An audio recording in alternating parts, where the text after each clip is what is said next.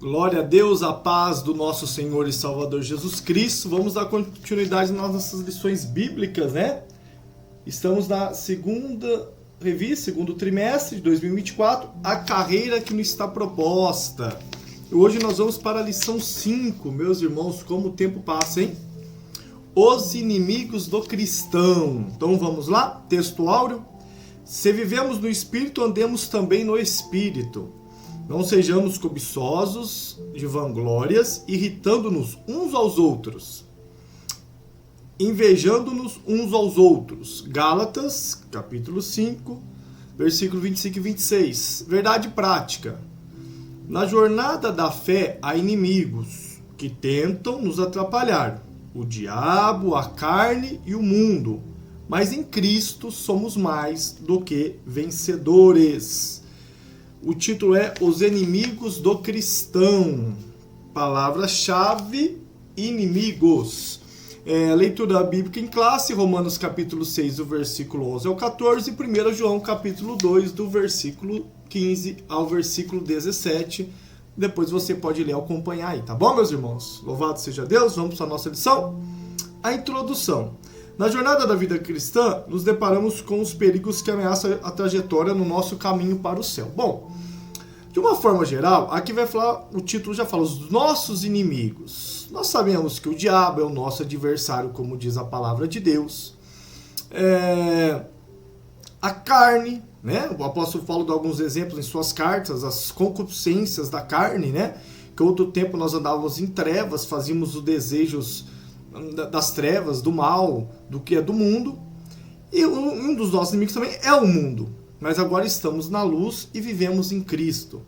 Então, uma introdução que vai falar sobre essas ameaças que podem nos impedir de continuar a nossa caminhada com Cristo. Até porque, como diz a palavra de Deus, aquele que está de pé, cuide-se para que não caia. E também um versículo que fala para nós não deixarmos que a coroa caia da nossa cabeça. Não lembro exatamente onde está. Então, uma vez salvo, sempre salvo, como acreditam muitos aí, presbiterianos tradicionais, às vezes até batista, né? Ou vamos falar aí, aquela velha discussão, calvinista, arminiano, né? Não vou entrar nisso, que esse não é o assunto. Aquele que vem a Cristo só vem porque Jesus chamou, e se Jesus chamou, acabou, ele está salvo. Ele vai ter as vontades dele aqui nessa terra, os desejos dele, porém tudo vai se encaminhar para que se aperfeiçoe o amor de Cristo na vida dele, a salvação que Cristo conseguiu na cruz se aperfeiçoe na vida dessa pessoa, ela caminha rumo à vida eterna. É isso? Ou a pessoa pode perder a sua salvação? Não, só não vai para o céu aquele que, se Deus chamou, vai para o céu. A pessoa tem opção, ela tem escolha em aceitar a Cristo ou não aceitar. Como diz, tem alguns versículos da Bíblia, é irresistível a essa graça de Deus. Então, é uma discussão. Porém, vamos tratar sobre esses inimigos que nós temos que ficar atentos, tá? Eu, particularmente, eu não quero entrar nessa questão de soterologia, né? Que é da teologia que é sobre a salvação. Cada um crê, acredita de uma tal forma. Mas eu vou deixar algo aqui, se for bom para você, tudo bem. Não importa para onde eu vou, quando eu vou e como eu vou. Eu tenho que fazer o meu papel aqui para me chegar até lá. Então, faça o bom, seja o melhor, se converta em Cristo, nasça da água e do Espírito, porque tem coisas que você vai vender, só que você vai vencer, só com aquela porção do Espírito na sua vida, dos domínio próprio, né? E assim sucessivamente, benigno, longânimo, os frutos do Espírito. Bom, vou pular essa parte. Primeiro tópico. O primeiro inimigo do cristão, o diabo. O diabo é real. A existência do diabo como pessoa é descrita desde o primeiro livro da Bíblia. No Antigo Testamento, ações de Satanás são descritas em Gênesis, 1 Crônicas, Jó, Salmos. O exemplo maior é de Jó, né? Ele é fiel a ti porque você não tira o que é dele. E Deus permite que o diabo, nosso adversário, toque na vida de Jó. Em seu ministério, Nosso Senhor atesta a realidade de Satanás. Mateus capítulo 13, versículo 39, Lucas 11, 8. Mateus 13, 39. Vamos ver o que está escrito lá? Mateus 13, 39. Vamos ver o que está escrito. Diz assim, ó. Capítulo 13, versículo 39. O inimigo que o semeou é o diabo, e a ceifa é o fim do mundo, e os ceifeiros são os anjos. A explicação sobre a palavra do joio. E Lucas 11, 18. Então, a existência dele é real. Lucas 11, 18.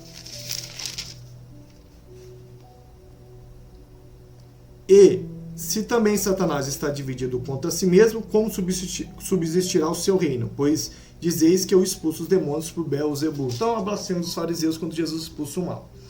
E aqui é interessante nessa leitura que, além de ele existir, a existência dele é real, ele tem um reino, né? A descrição de Satanás. As escrituras sagradas descrevem Satanás como ser espiritual que pertencia à ordem angelical dos querubins.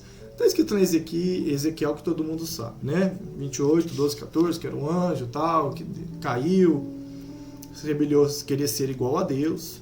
E em Judas 9, por ele pertencer a uma ordem elevada, está registrado que o arcanjo Miguel contendeu com Satanás, a respeito do corpo de Moisés. Lá em Judas 9 gera muitos debates aí entre os teólogos e os professores da Bíblia, porque que o Satanás estava requerendo o corpo de Moisés com o arcanjo Miguel. Se você tiver interesse nesse assunto, procure no YouTube ou no Google, ali em Judas aí, versículo 9, que você vai ver. Mas não ouso pronunciar juízo de maldição contra ele. De fato, Satanás é o chefe dos anjos caídos. Ele possui poder, porém suas ações estão limitadas, mas é visto como o Deus desse século, o príncipe da potestade do ar. Também podemos afirmar que Satanás é um ser que possui personalidade, ou seja, ele tem inteligência, raiva, desejos, vontade própria. O nosso Senhor considerava Satanás como uma pessoa e por isso usou pronomes pessoais para se referir a ele. Bom, aqui está falando sobre uma coisa um pouco delicada, que ele tem poder, que ele tem personalidade, assim sucessivamente. De uma certa forma, isso pode nos remeter a levar em algumas outras crenças que outras religiões têm e que muitos evangélicos, cristãos, entre aspas, vamos dizer assim, acaba dizendo que esses acontecimentos que existem nessas religiões na verdade é uma obra do diabo que engana as pessoas. Até dentro do cristianismo também tem isso. Tem muitas pessoas que falam contra as igrejas neopentecostais. Será que essas curas é real? Será que o diabo não dá uma cura para uma pessoa, já que ele tem poder? Né? Mas na verdade a pessoa está no evangelho enganoso e ali perpetua a vida dela naquela região para ela perder a alma dela. Então aqui está fazendo essa descrição. Tá? A identidade do inimigo. Podemos conhecer o inimigo por meio dos nomes que a Bíblia usa para descrevê-lo. Serpente refere-se à sua sagacidade e astúcia.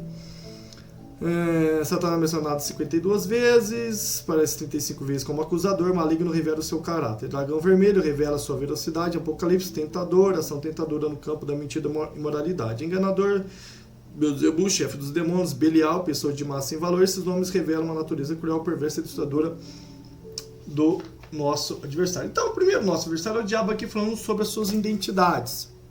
Enganador, imoral, né, blasfemador, né? Então, tudo aquilo que até muitas igrejas usam, que o diabo vem para roubar, matar, o ladrão senão vem para roubar, matar e destruir. Então, ele é um destruidor, ele é um roubador, ele é um mentiroso, ele é um enganador, ele é um inimigo das nossas almas. A Bíblia diz lá em Efésios que a nossa luta não é contra o carne e o sangue, mas contra as potestades no mundo espiritual. Então você deve ficar atento a isso. Ele é o nosso inimigo.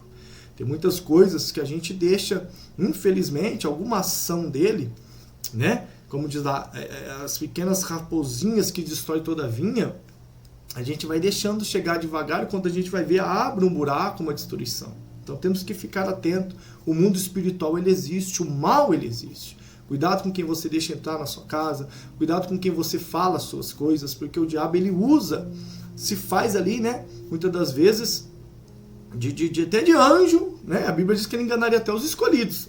Olha, para você entender a dimensão disso. Então sempre ora a Deus, pede a Deus para te dar sabedoria e interpretação das coisas que acontecem ao redor da sua vida. Segundo tópico, o segundo inimigo do cristão é a carne.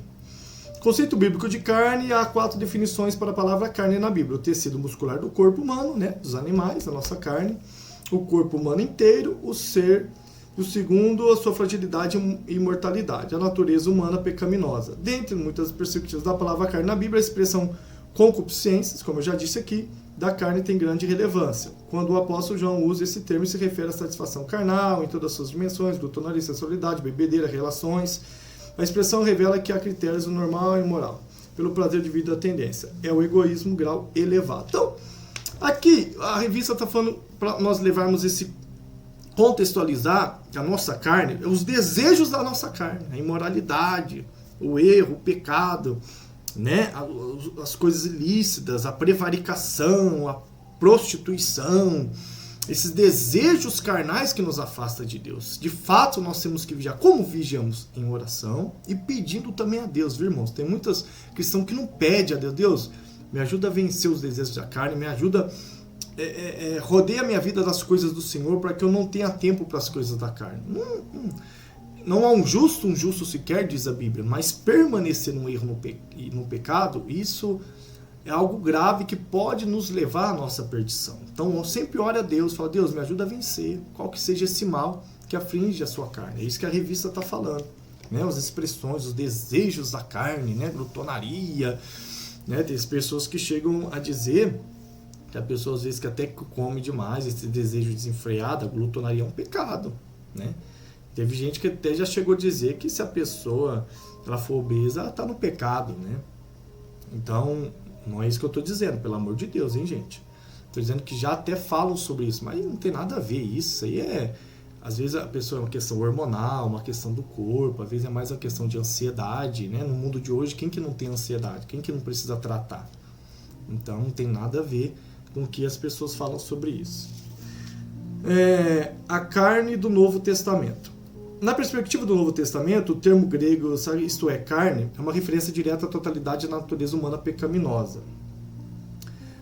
A parte de Deus degrada sem a presença do Espírito Santo. Em suas cartas, o apóstolo Paulo evidencia que uma natureza dominada pela carne pode produzir pode produzir sentimentos, coisas que referem-se ao desejo carnal. A carne opõe-se a Deus, aos seus propósitos, pois ela tenciona caminhar de modo independente do Altíssimo. Seu desejo e a vontade estão fora dos planos divinos, ele faz com que o ser humano haja como se fosse o próprio Deus. Então, quando eu confio muito na força do meu braço, também está falando sobre isso, no meu conhecimento, na minha soberba, no que eu estudei, no que eu sei, na sabedoria humana que eu tenho da terra, isso também me leva para ser distante de Deus. Então, eu tenho que tomar cuidado com a carne, tenho que tomar cuidado com a soberba, com o meu eu, cara, né?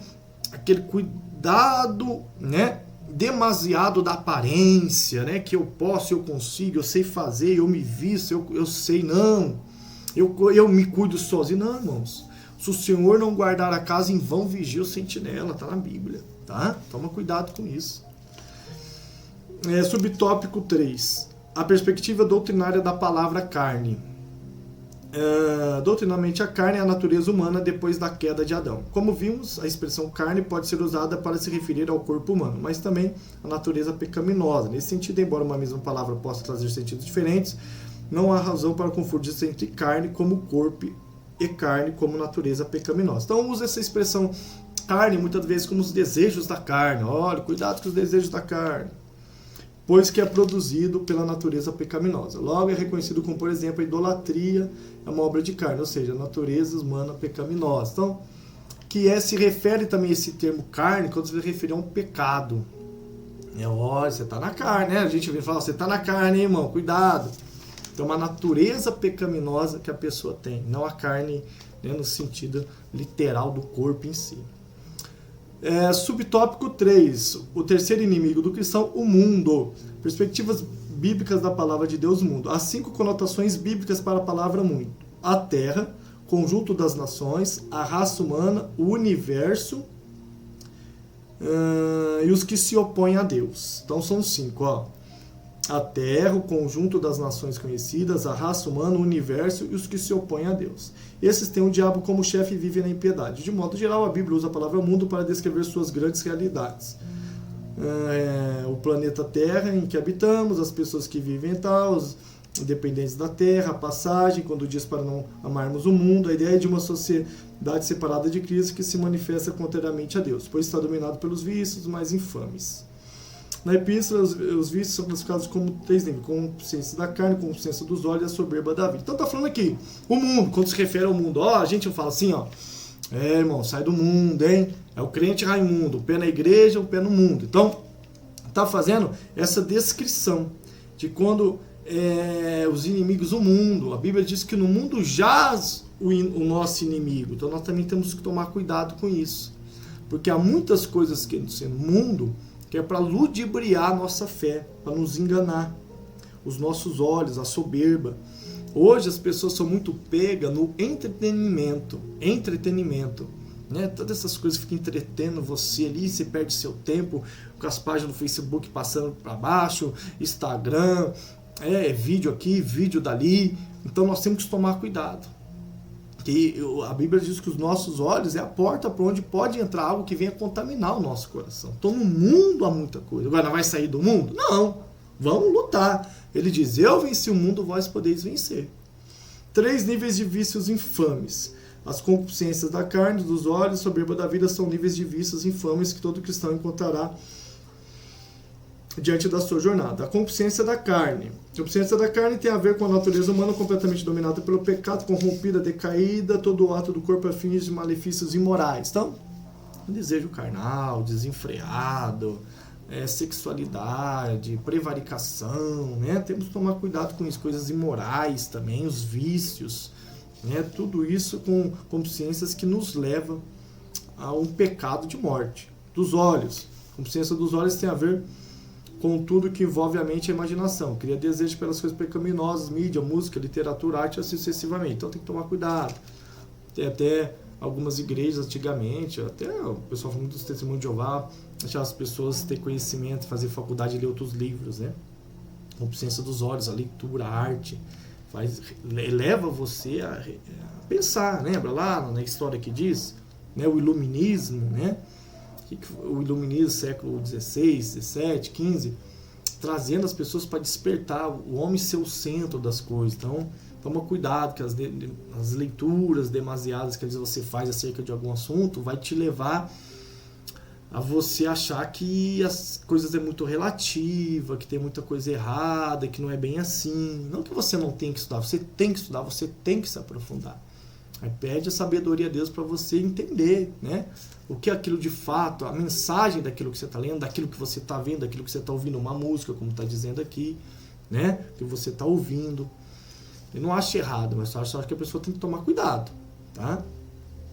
A soberba da vida, esse nível de vício expressa a autoglorificação do homem e do pecado, denotação, seu egoísmo, vanglória e ateísmo. É o homem, na atualidade, desprezando o Criador, opção deliberada. É soberbo. Vencendo o mundo. Há um sistema carnal que age sobre o controle maligno que busca nos remover do caminho que leva ao céu por meio de ideologias anticristãs, estilos de vida que não glorificam a Deus de formas contrárias aos valores do Evangelho. Para vencer essa investida é preciso ter uma vida cheia do Espírito Santo. É preciso também viver plenamente em Cristo Jesus, fazendo a vontade de Deus. Sendo assim, sujeitar a ele e resistir ao diabo. Né? Tiago 5,7. Ele fugirá de vós. Então, vencer o mundo, buscando a Deus, buscando a vontade de Deus, né? Lendo a Bíblia diz, devemos meditar na palavra de noite, como a lição fala muito, há muitos estilos de vida, até dentro de igreja hoje, igreja pintando paredes de preto, hoje pregadores parecem mais coach do que pregando de fato a Bíblia, a palavra. As pessoas acham que não, mas isso tem um problema.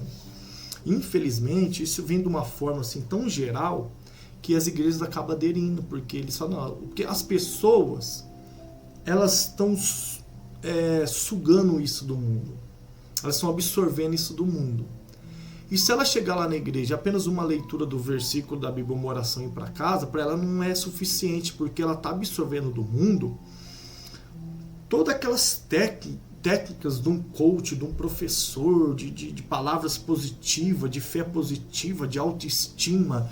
Então por isso que hoje muitas igrejas, eu posso falar que eu sou da Assembleia de Deus, a Assembleia de Deus está muito nesse caminho, pregando muitas coisas sentimental da carne, para impulsionar o emocional da pessoa. Tem que tomar cuidado. Mas se não fizer isso, a pessoa acha que o culto estava ruim.